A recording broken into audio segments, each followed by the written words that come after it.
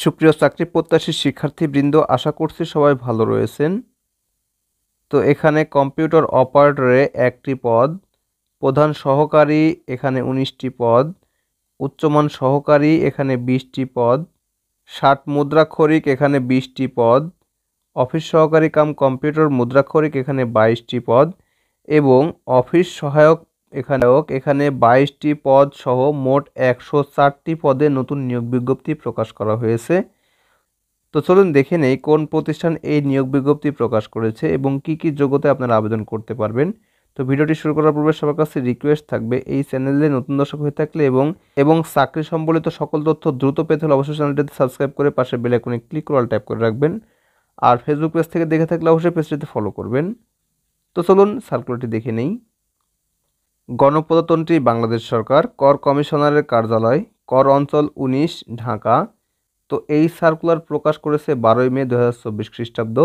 নিয়োগ বিজ্ঞপ্তি, অভ্যন্তরীণ সম্পদ বিভাগ, কর 1, শাখা এর স্মারক নম্বর এত, তারিখ 25/4/2024 খ্রিস্টাব্দ অনুযায়ী প্রাপ্ত ছাড়পত্রের ভিত্তিতে নবসৃষ্ট কর অঞ্চল 19 ঢাকা এর অধীনে গ্রেড 13 হতে গ্রেড 20 পর্যন্ত বিভিন্ন শূন্য পদে সরাসরি কোটায় অস্থায়ীভাবে জনবল নিয়োগের লক্ষ্যে ঢাকা বিভাগের অন্তর্গত নিম্নে বর্ণিত জেলাসমূহের প্রকৃত স্থায়ী বাসিন্দাদের নিকট হতে পদের পার্শ্বে বর্ণিত যোগ্যতা সম্পন্ন প্রার্থীদের শর্ত সাপেক্ষে এখানে একটি ওয়েবসাইট লিঙ্ক রয়েছে। এই লিঙ্কের মাধ্যমে আবেদনটি সম্পূর্ণ করতে হবে। লিঙ্কটি আমি ডেসক্রিপশন এবং পিন কমেন্টে দিয়ে রাখবো। তো এই ওয়েবসাইটের মাধ্যমে অনলাইনে দরখাস্ত আহ্বান করা যাচ্ছে। তো এখানে শুরুতে যে পদটি রয়েছে তা হচ্ছে কম্পিউটার অপারেটর। এটা হচ্ছে 13তম গ্রেডের জব। বেতন ধরা হয়েছে 11,000 থেকে শুরু করে 26,590 টাকা পর্যন্ত। এখানে রয়েছে পদ 1টি। শিক্ষাগত যোগ্যতার ক্ষেত্রে কোনো স্বীকৃত বিশ্ববিদ্যালয় হতে বিজ্ঞান বিভাগে স্নাতক সম্পন্ন হতে হবে এবং কম্পিউটারের মুদ্রাক্ষরে প্রতি মিনিটে বাংলা এবং ইংরেজিতে 25 এবং 30 শব্দ টাইপ করতে পারতে হবে। এছাড়াও সংশ্লিষ্ট বিষয়ে স্ট্যান্ডার্ড অ্যাপটিটিউড টেস্টের মাধ্যমে অবশ্যই উত্তীর্ণ হতে হবে। পরবর্তী পদ রয়েছে প্রধান সহকারী। এটা 13তম গ্রেডের জব। বেতন সেম। এখানে পদ রয়েছে 19টি। শিক্ষাগত যোগ্যতার ক্ষেত্রে কোনো স্বীকৃত বিশ্ববিদ্যালয় হতে স্নাতক সম্পন্ন হতে হবে। কম্পিউটারের বেসিক ট্রেনিং থাকতে হবে। কম্পিউটার ওয়ার্ড প্রসেসিং সহ ইমেইল, ফ্যাক্স মেশিন পরিচালনায় দক্ষতা এবং অভিজ্ঞতা থাকতে হবে। পরবর্তী পদ রয়েছে উচ্চমান সহকারী। এটা 14তম গ্রেডের জব। বেতন ধরা হয়েছে 10,200 থেকে শুরু করে 24,680 টাকা পর্যন্ত। এখানে পদ রয়েছে 20টি।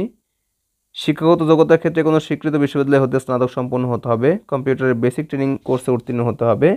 এছাড়া কম্পিউটার ওয়ার্ড প্রসেসিং সহ ইমেল ও ফ্যাক্স মেশিন পরিচালনার দক্ষতা এবং অভিজ্ঞতা থাকতে হবে। পরবর্তী পদ রয়েছে 60 মুদ্রাক্ষরিক কাম কম্পিউটার অপারেটর। এটা 14তম গ্রেডের জব। বেতন সেম। এখানে পদ রয়েছে 20টি। শিক্ষাগত যোগ্যতার ক্ষেত্রে কোনো স্বীকৃত বিশ্ববিদ্যালয় হতে স্নাতক সম্পন্ন হতে হবে। কম্পিউটারের ব্যবহারের দক্ষতা থাকতে হবে এবং computer word processing, email, fax machine পরিচালনায় দক্ষতা এবং অভিজ্ঞতা থাকতে হবে।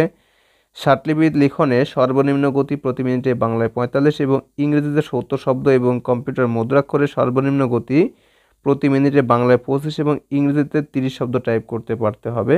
এর পরবর্তী পদ রয়েছে অফিস সহকারী কাম কম্পিউটার মুদ্রাক্ষরিক। এটা 16তম গ্রেডের জব। বেতন হচ্ছে 9,300 থেকে শুরু করে 22,490 টাকা পর্যন্ত। তো এখানে পদ রয়েছে 22টি।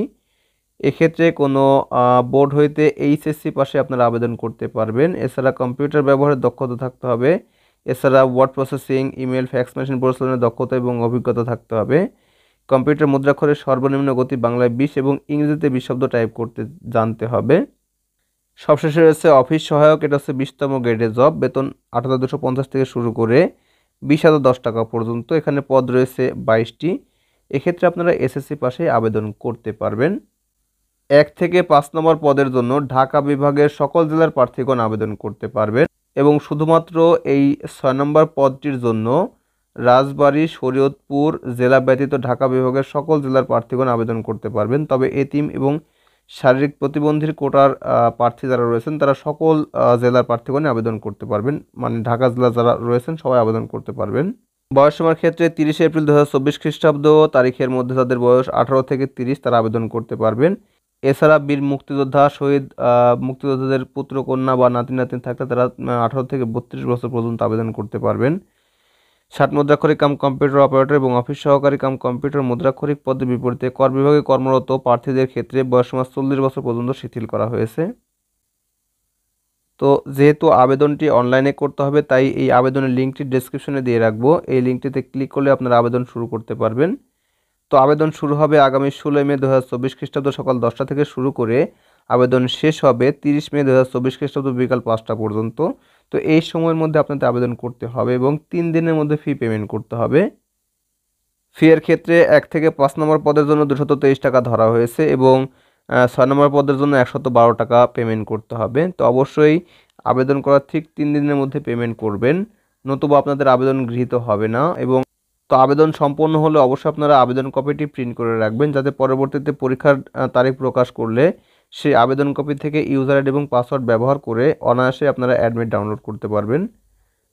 তো এই ছিল ভিডিও, আশা করছি সম্পূর্ণ ভিডিও বুঝতে পেরেছেন। তো ভিডিওটি প্রথম থেকে শেষ পর্যন্ত দেখার জন্য অসংখ্য ধন্যবাদ। Thanks for watching this video. Thank you.